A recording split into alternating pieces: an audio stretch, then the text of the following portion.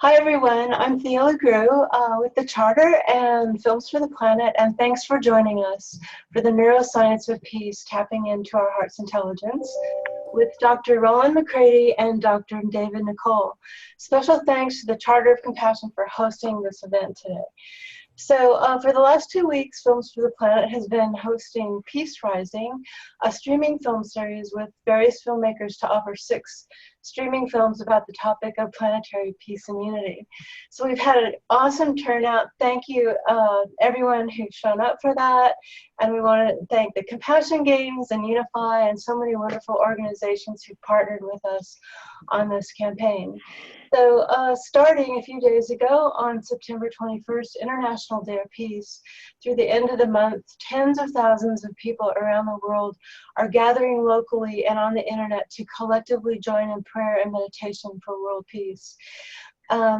This session is kind of like frosting on the cake, and from the last week, we've had so many amazing things happen and so many great stories come in, and today we are absolutely fortunate to be able to talk with 2 leading pioneers in this emerging movement towards peace and planetary coherence.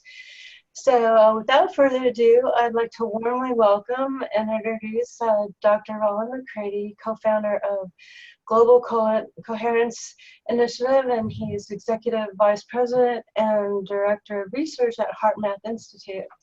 Also with us today is Dr. David Nicole, co-founder and director of the Gaia Field Project. He's co-founder and co-director of Be the Peace, and also author of Subtle Activism, the Inner Dimension of Social and Planetary Transformation. So David is adjunct faculty at the California Institute of Integral Studies, and you can find his book, Subtle Activism, on Amazon. It was #1 in the personal psychology category, and you can also find it on Subtle Activism. And it's the first comprehensive study which focuses on collective meditation and how it can measurably contribute to social change. So I'm really excited. Welcome. I'm excited to talk to both of you about your work and how it dovetails. Good morning. So, hi, Cynthia. Great to be here. So, you know, we kind of find ourselves transitioning through these turbulent times, and it's definitely a time of crisis that presents an opportunity. And I know a lot of people are overwhelmed, but yet they are, they're empathically, they have a lot of love and concern for one another and for the planet, and are seeking deeper wisdom and looking for ways to make a positive difference that has both a spiritual dimension but yet has practical outcomes to it. So David, Be the Peace, of which you're co-founder, it's one of the world's largest meditation events that happens annually on Peace Day. And this year, you have the 10-day challenge going through the end of the month.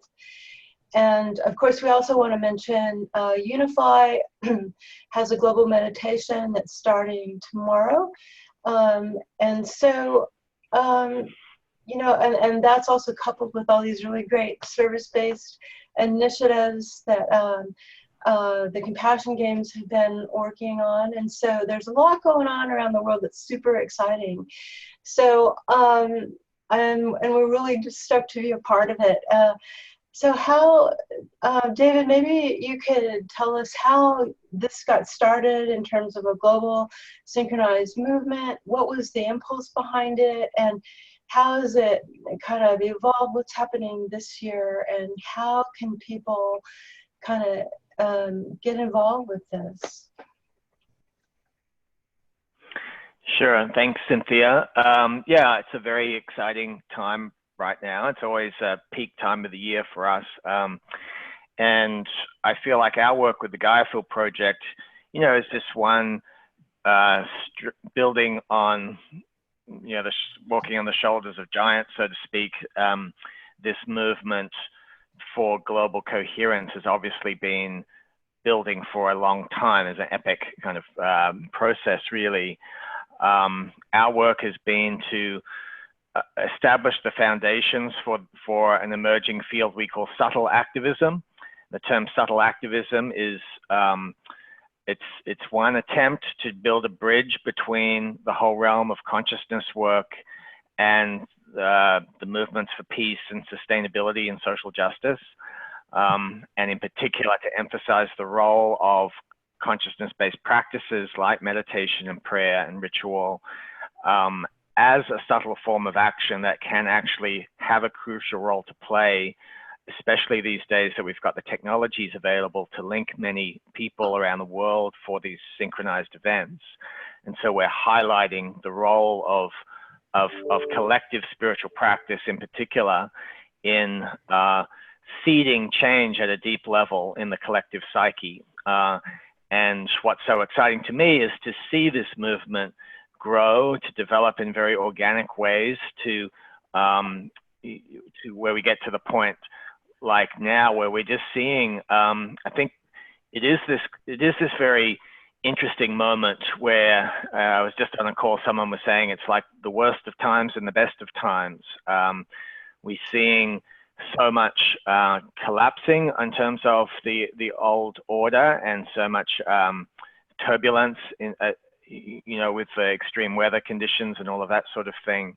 And at the same time, there's this freshness emerging in many of these initiatives that, like you're mentioning, that are at this leading edge of seeding the new world, being open to the creative energies coming in and giving, becoming sort of like a channel for those energies to come into our world. There's so much power coming through right now in terms of, and so much support, I think, for radically reimagining our world. And so, yeah, we just completed the Be the Peace Global Meditation on Peace Day, as you mentioned. And then we now have this 10-day Be the Peace Challenge, where people can be in a supportive community over a longer time to share their visions for peace and the practices that they are going to co-create together to help them embody that vision. So that's what's going on this year. So how do people become involved locally? How would you compare the local kind of movements with a larger internet global expression of this? Mm-hmm. Well, I mean, this is where some of the groups like Unify, I think, have done a really good job, where people can create local events, put them on a global map, and then so they feel engaged with a local event, and at the same time connected to the global field. And I know they're doing a big event tomorrow, I think it is, in terms of a global meditation for Syria. But in general, I think there is this ideal of connecting with like-minded people in local areas for doing these sorts of initiatives, but that are also linked to some kind of global vision. And that's what we're seeing sort of emerging organically in many different ways with this movement. Mm-hmm. I think whenever I think about it, the image that comes to mind is that of an orchestra, that, we're here just vibrationally to kind of tune up our instruments, as it were, and to be the piece, and that piece kind of has a musical component to it, and that we're connecting to play together as an orchestra of peace, on the earth. And so I really love that idea. It really encourages me to kind of practice, as it were, practice being peaceful, and practice being coherent, and just acknowledging that there's so many people that are doing that. And even though you're not in the same room together, we're still in this kind of this beautiful symphonic orchestral place, if you will. So,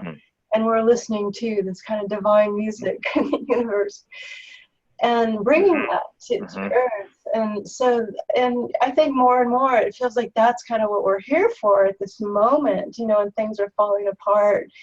I wrote myself a little kind of fortune cookie note to self. It's like, we don't need to be reminded that things are falling apart all around us. That's counterproductive.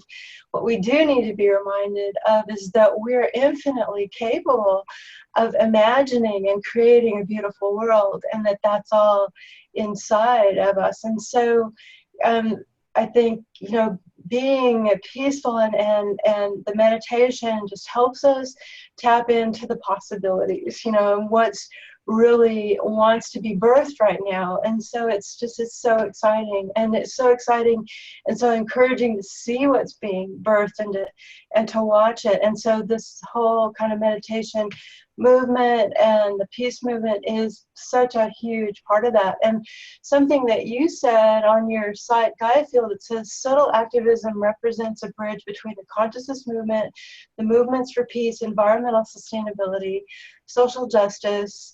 And it's not a substitute for physical action, but it's a potentially crucial component of a more integrated approach to social change. So I really appreciate that, having kind of been a human rights activist and working in the warrior archetype, and so what do you think really needs to take place to bring this level of convergence? And that's a lot of things that are coming together, and we're really starting to see it. What do you think still needs to happen to kind of bring that convergence about? I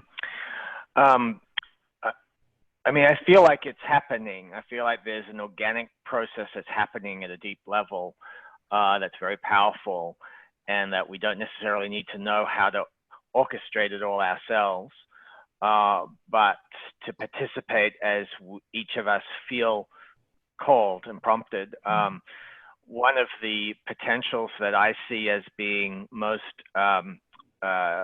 important right now is this one of this discovery that more and more groups and people seem to be making about the power of co-creation, the power of synergy, like you were saying, the metaphor of like being an orchestra together or a jazz band together or something like this, where it's this moment, I think, in the evolution of consciousness where we've hit the end of the road in terms of individuation, and we've overemphasized, I think, in Western culture, the path of the individual, and we've reached this point where we're recognizing that we need to rediscover the emergent capacities that can only come through very synergistic groups coming together in coherence and synergy, where something comes through the group that's higher than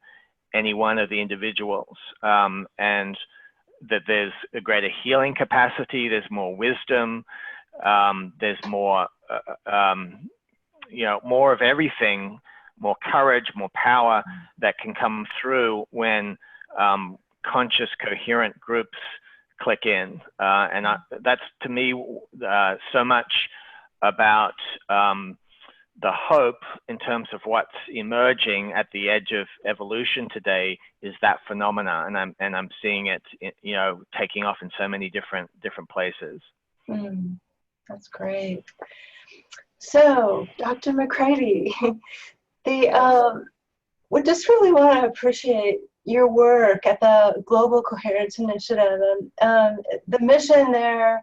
On your website, it says that it's an international effort that seeks to help and activate the heart of humanity and promote peace, harmony, and a shift in global consciousness. And so the use of science and research about the interconnection of humanity and all that is, for that matter, is so vital and critical. And I just want to thank you for the work that you've done as a visionary and as a pioneer, And did you ever imagine that all of this would be happening around the world when you started your work a number of years Well, ago? actually, yes, we did. And that's kind of why HeartMath was created almost 30 years ago, was with a certain understanding of the shift in consciousness, or we'll call it the shift that's going on. And these times that are occurring now, and that what was needed would be practical, easy to learn tools, techniques, technologies that would help people navigate through the shift in these times of increased stress, which is the turbulence of the shift. So it's something we have to go through. The old structures have to kind of give way to the new, and that is stressful, and it's turbulence for a lot of people, and very stressful.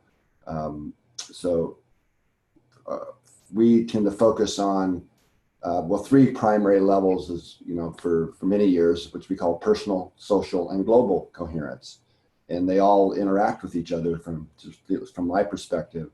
So if we take a group, for example, which right now our focus is a lot of work on social coherence and how people get along better and so on. But it all starts at the individual level. So we have to learn how to be more aligned with our own larger self, whatever we want to call that, first of all, before the group can emerge to coherence. And as enough groups become coherently aligned, then that leads to global coherence. I mean, that's way oversimplified, but that's kind of and they all feed back and feed forward with each other, if you will. So many of our last years in the HeartMath Institute have really been about the personal. How do we, because we all like to talk about, you know, these things. How do we shift in consciousness and be more kind and peaceful and inner peace and so on? But that's, unfortunately, people don't have the actual tools and techniques to actually do that, the ABCs of how you do it. So that's been our focus at the personal level. Now it's the social and global. So I'll just diverge a little bit, if that's okay, because I think relative to today's conversation is the Global Coherence Initiative, which is a little over 10 years old now. And so part of that, there's two really main halves. One is really education, giving the people here's how you do it, right? You know, we call them ambassadors, people that join, and there's a couple 100,000, I think now, that are actively doing that. So on the science side, which is the other half, because I think science does motivate people. I've seen that happen a lot, actually, when we can actually prove things. Like, for example, I hear people all the time talking about, well, on some level, we're all connected, right? Well, what we're able to start to do now, in fact, we just had a couple of new papers published that takes the sum level out of that equation and says, no, we really are at a very deep and fundamental level that I would actually, to be honest, not have expected we would be able to show at this stage scientifically. So as on the research side, one of the things we've been doing is putting what's called the Global Coherence Monitoring magnetometers that measure the heartbeat and brain waves of Earth. That may turn out not to be a metaphor. And so we've got these ultra-sensitive around the world. So like in Saudi Arabia, Lithuania, Canada, here in California, New Zealand. This one's going in Colombia. Measure quite literally the resonant field. Make this relevant, two main magnetic signatures. And one is, if you think of my little geomagnetic field, right? The thing our compass about the field, what are we talking about? Magnetic field is very important. Think of those field lines. Let me back up a little bit. Remember back in science class when you got to dump iron filings on a glass? Then you see all of the little iron filings line up in lines that show you the shape of the field, right? Remember that? Hopefully most people got to do that. So those iron filings line up in little lines, right? And those are field lines, or called flux lines. They're real things. So Earth's magnetic field is the same way. And the way to think of those is like guitar strings. And when you pluck them, they vibrate, right? They have a frequency or a pitch or a note. And what's plucking the field lines of Earth is the solar wind. So Earth is turning into that. So the field lines are being constantly plucked and vibrating. Well, as it turns out, the primary resonant frequency of Earth is exactly the same as the coherent heart rhythm of people. So it's amazing. It's not close. It's the same frequency. Right? We have these things called Schumann resonances, which a lot of people get confused about because there's 8 of them. And those are magnetic waves between the surface of the Earth and the ionosphere. And they're much weaker in strength than the field line resonances, which are the same as the heart. But the Schumann resonances, all 8 of them overlap human brainwave frequencies. So the point about all this is, and why we're measuring this is back to science class, when you had tuning forks, when you tap one and the other magically starts to vibrate with it, seems magically, that's demonstrating the principle of resonance or resonant coupling more precisely. So in the case of our tuning forks, you have air molecules transmitting the energy and information between the 2 tuning forks. But in magnetics, you don't need the air molecules. It works exactly the same way. It's how our cell phones work. It's how our phone picks the frequency out of the air that we want to communicate on. But the point of all that is that when you have 2 different systems vibrating at the same frequency, you can transfer energy and information between them. So Earth itself is vibrating at the same frequencies as our hearts and brains. So we have the potential there to transfer information. So what we're really suggesting, one of our hypotheses in the Global Coherence Initiative, is that the Earth's magnetic fields are literally that we are coupled to them. So all beings on Earth are constantly interconnected with the Earth's field, which connects all living systems. So it's one kind of big, we call it global information field. So what this means, if we're right, and more and more data is starting to suggest we are actually right about this, is that we're always feeding the field, right? So one of the things I often like to end if I'm doing talks at conferences and things about the way I end it is for us to start to consider, what am I feeding the field, and becoming more responsible for, at the individual level, what I am feeding that field. So it's wonderful when we come to September and we have global peace days and all the things that are going on right now. We do it too, because there is an amplification effect when we come together, especially when we're coherent systems. Like tuning forks, for example, are coherent systems. Without coherence, there's no resonance. And so the more coherent that we are at the individual level, the stronger the field that we're personally radiating. When we come together and do it at the same time in groups that are coherently aligned, there is an amplification effect. So that creates bigger waves in the global field environment that helps more people who might be right on the edge wake up a little faster, right, and become more aligned. So it's really important. But at the same time, we've got to be down in the trenches, if you will, actually giving people tools, techniques, coaching, mentoring of how to become more personally coherent, right? Because it all works together, right? So it's wonderful that we have these times when in fact, we do full moon. Every full moon, we do where people come together in what we call the global care room to do heart meditations and amplify the effects. But where I'm really going with this, that I'd like to encourage people to also understand is we're always connected to the field. Not just when we come together on full moons or September 21st and through these weeks of global prayer and peace and meditations, which is, again, I'm totally supportive of. But what about the other 11 months of the year, right? Or the other 25 days of the month when it's not full moon and we're not coming together? We're still feeding the field.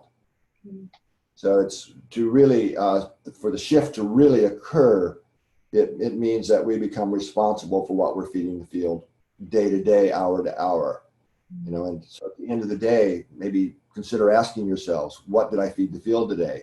How much of it was really being kind, appreciative, caring, right? For my coworkers, my family, whatever, versus what did I feed the field that might have been impatience, anxiety, feelings of overwhelm. So that all counts too.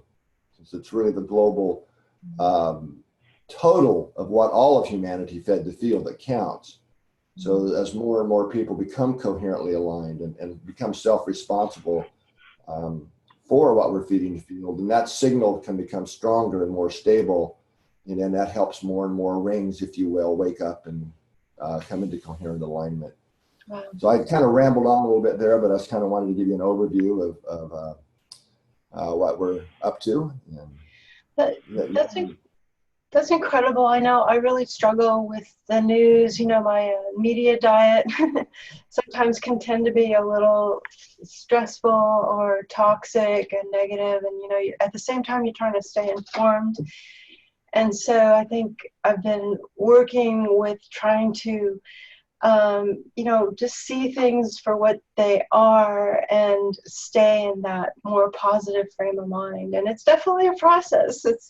It's not always the easiest. It's easier said than done. And so I'd love if you could describe heart intelligence in scientific terms. And I'm thinking, you know, there's so much research going on around the brain, and but not so much around the heart and the power and the magnetic force of the heart. And also, you know, there's always talk about the global brain, right? And so what about the global heart? And I think, how does all that work together? You know, what are your thoughts on that? Yeah, well, kind of what I was just describing, to start with the last part of what you said, Thea, is the global brain is the global information field that I was talking about. It's not, I don't see it literally as a brain like neurons like we have in our head, but it is more of an energetic system, or it is an energetic system, quite literally speaking. But when we talked about heart intelligence, what we're talking about here at HeartMath is through the physical heart, and we also have an energetic, what we call the energetic heart.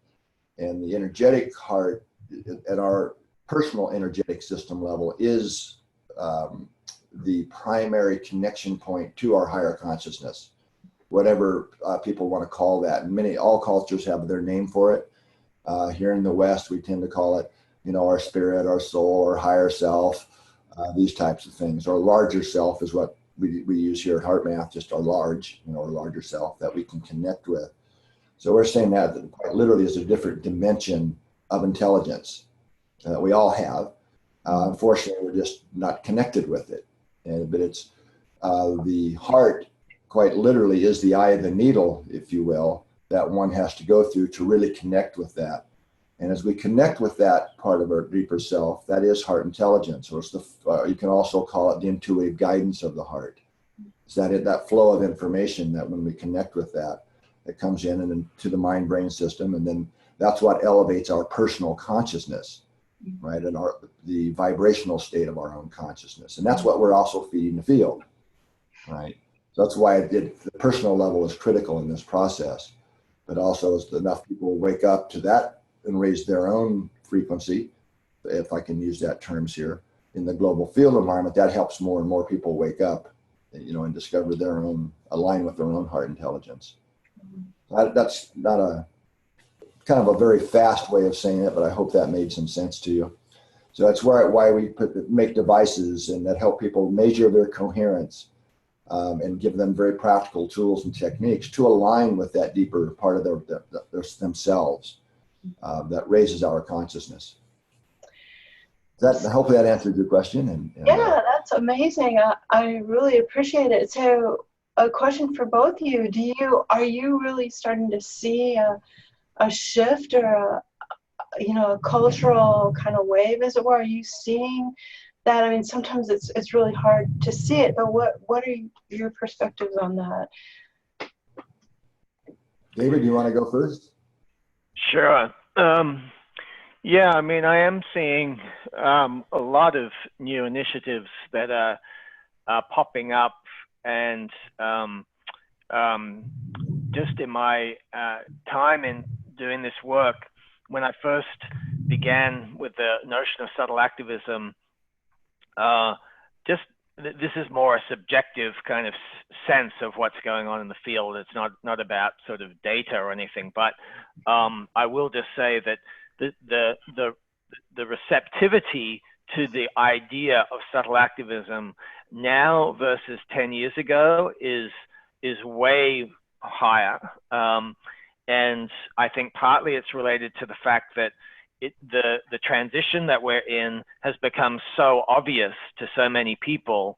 You know, there were, I think, sensitive, visionary type people who have been anticipating this shift for decades, but, you know, most of the mainstream was not seeing it so much. But now it's like, you know, it seems like it's a widespread recognition that something's really going on and a shift needs to take place. And so there's a greater openness, generally, I'm feeling, to novel ideas in general, but in particular, you know, these possibilities of leveraging collective meditation and prayer and so on to support where we're going. So, you know, and I think that also, you know, I've just seen so many actual projects and initiatives popping up in the last several years that are expressing this kind of the excitement of moving towards this new world, the more interconnected planetary culture. I see that as a kind of cumulative and ever increasing sort of phenomenon where, again, it's like in the there's the anxiety about what's collapsing, but there's this power in taking action towards the world that's emerging, you know, on the other side, this more interconnected global culture of wisdom and peace that we like to say. So, you know, I am seeing and feeling, you know, this growing wave of creative potential around, you know, that movement for sure.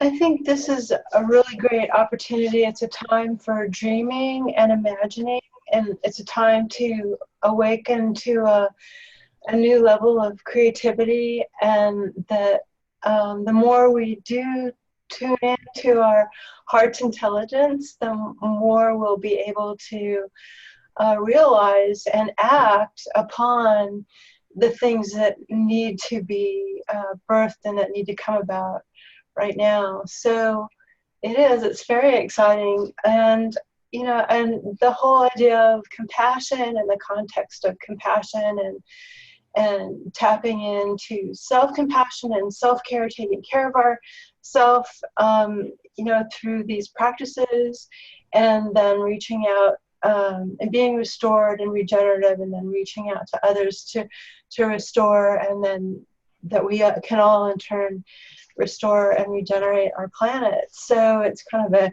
inward, outward process, but I think a lot of people are really realizing that it's time, and that's what we're here for. So I think, does anybody want to add some more to this conversation? Well, I can add one thing that I didn't cover when I was talking before, Thea, and that's on some of the data I kind of alluded to that we're now seeing. So one of the things that we've been doing on the research side is recording people's heart rhythms. They're called heart rate variability, groups of people for long time periods. And that research was originally to look at the correlations between changes in the Earth's field environment and our nervous system activity, and very strong changes there, but that wasn't a big surprise. What was the surprise in one of the first small studies was that when we averaged people's heart rates together, their rhythms, and they're spread across the first study, state of California, some in southern, some in northern, some in central. We time synchronized their data, and what we expected when we did that and just averaged it together was that it would all kind of wash out to just a noisy flat line. It's not what we found. What we found was that the group, their heart rhythms in particular, were actually synchronized. Mm. even though they're spread miles apart, over a month period. And this was shocking, right? But in a way, but what it did, it was the first hint that our actual hypothesis that we're all connected to the magnetic field it was correct. So what we found was that, then looking at the next step, was that we are indeed synchronizing to the changes in the resonant frequency of the Earth's field, and that's why the people were synchronized, because they were all synchronizing to the Earth. So that was pretty cool. But then we went on and did a much larger study, a global study of groups in 5 countries. And I can now say with great confidence that this is a global phenomena or a global thing, that we truly are synchronized through the heart because our rhythms are synchronized, and we're synchronizing to the global field. Now, what was the latest data, which isn't published yet, just kind of hot off the press, is in this large global study, we had people do at the same time as a group what's called a heart lock-in. It's one of the heart death techniques. It's kind of a heart meditation where you're really consciously radiating love and appreciation to, in this case, to the group, is what we did, the other members of the group, for 15 minutes. And what we now found is that one exercise, the 15-minute heart lock-in, the heart meditation, significantly shifted the entire global group to become dramatically more synchronized to each other and to the Earth's field, which had a carrier effect that lasted over a day. So we're really starting to bring some scientific evidence to these things that we're talking about, that in more metaphor and intuitive, which I think really does help motivate a lot of people to, this is real, to take that in a little bit deeper, to become more self-responsible of what they're feeding the field. Because until we really align energetically in our own system, we can't really cheat the energetics of what we're radiating into the field. We can think thoughts and all that, but it's really, the rubber finally meets the road of what our vibrational state is, what we're really feeling.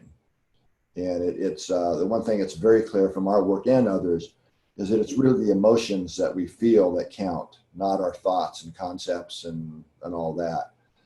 We can think, but until we are peace and really feel that and are really radiating that, it doesn't really matter until we really make that energetic shift. I hope that made sense. I have a question about that. Can I ask, Sure. Rollin? Yeah.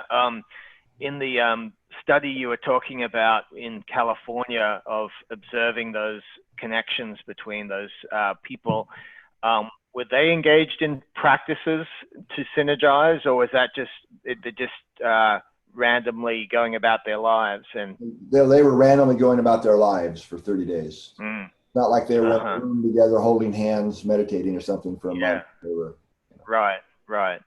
I see. But there was still this connection, this resonance on some level. Yeah, well, not on some level. It's a literal synchronization at the heart level with themselves in the field, the Earth's magnetic field. Yes. Okay, cool. And then you're saying, though, when you had the group that engaged in that particular practice, that was another more amplified effect. Exactly. They became significantly more synchronized with each other and with the Earth's field. And another aspect I'll go ahead and mention, if we have a few more minutes, is that in the large study, we were able to identify 3 subgroups, we'll call them. One group who was synchronized together as a group globally, taught now from all the global groups, and what's we call positively correlated with the changes in the Earth field environment. Another group who was also synchronized together as a group, but inversely correlated, right, to the changes in the Earth field, but both synchronized with each other, groups. Then there was a smaller third group who wasn't synchronized to anything. Others or with the Earth's field. Now, I can't prove this yet. We don't know why people were in which groups, but my hypothesis, and I think it's a pretty obvious one, is that third group that is not the one you want to be in. They're just really out of sync. They're not synchronized with others or with the Earth.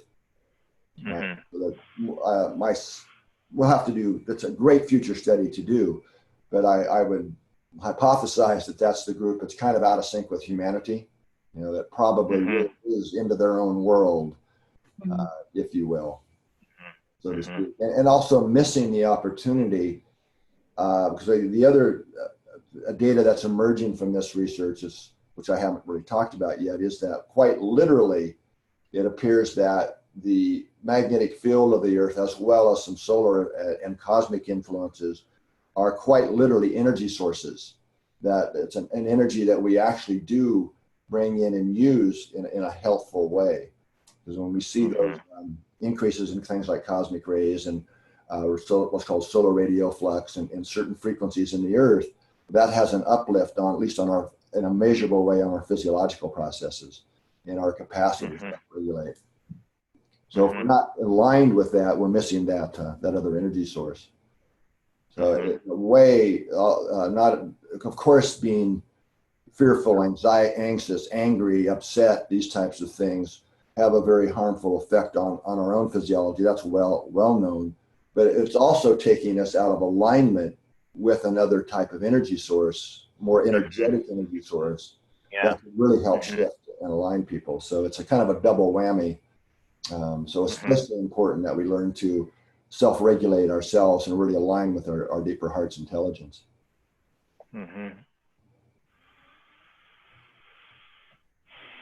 Good. Just letting that sink in.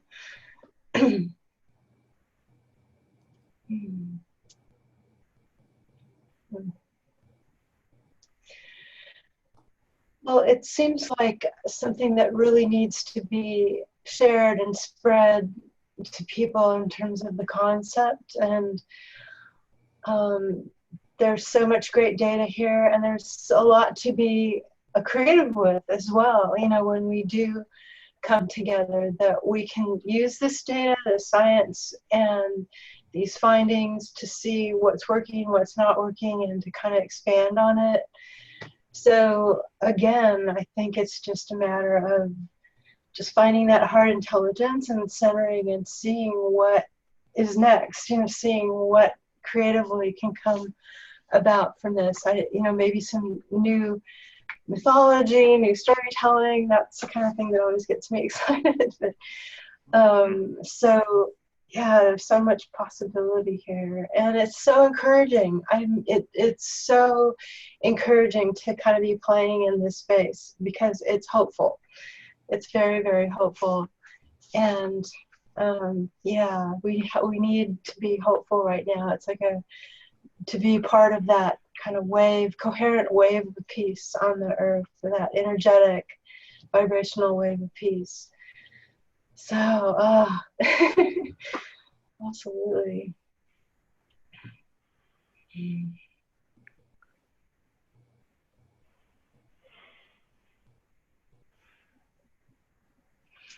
And then also to have the right actions attached to that, to have the right heart and the right actions, so that when we're acting, we don't burn out, but we're in this together.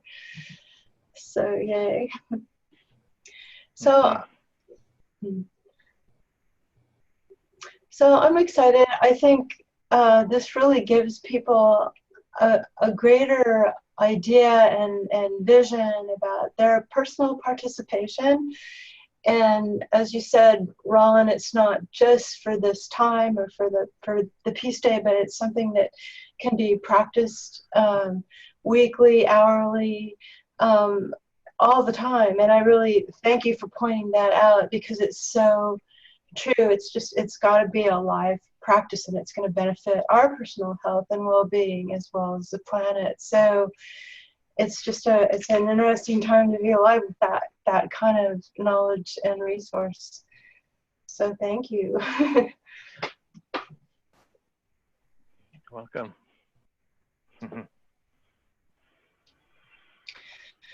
So, well, if anybody doesn't have anything else to add to this, I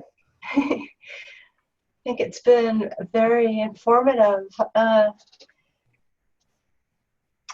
So, okay, then why don't we close for now? And again, I'd like to say special thanks to the Charter of Compassion for co-hosting this event. And if you've enjoyed this event and the wealth of educational content that the Charter provides, we'd appreciate it if you just took a moment and to donate.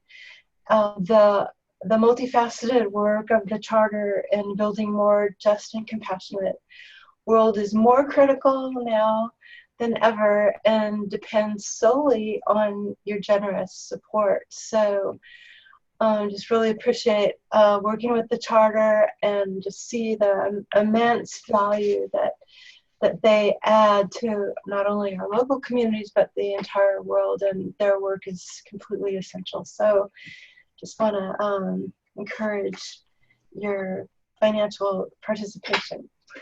So I guess if anybody else has something else to say, we can say over and out. And I just looked at some of the questions and oh, good. how do we do this?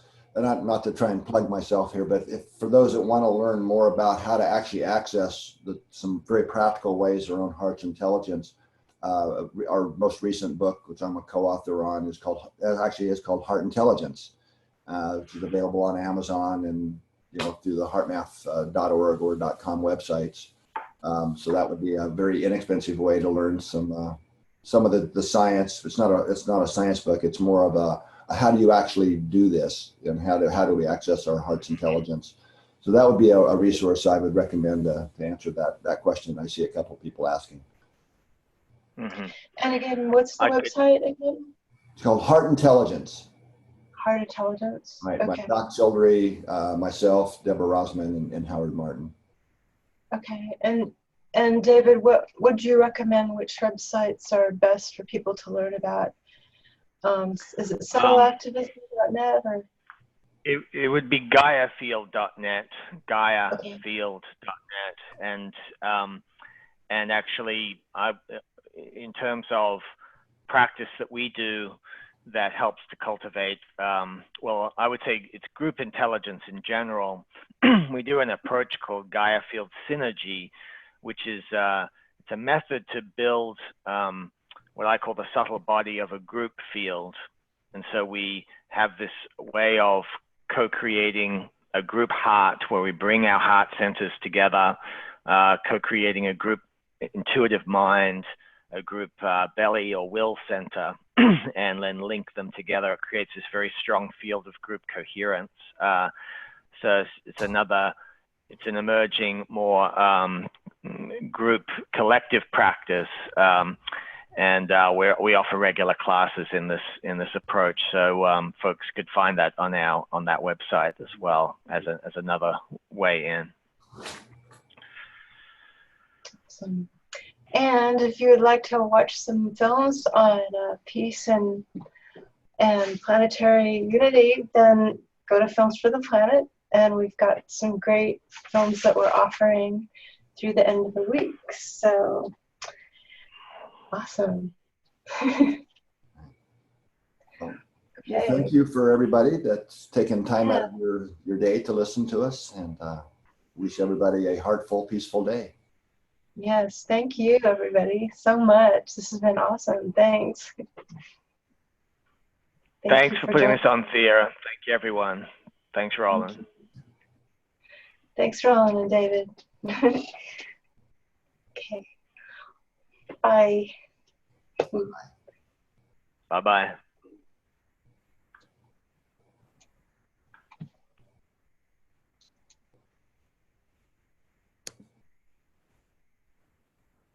Cynthia?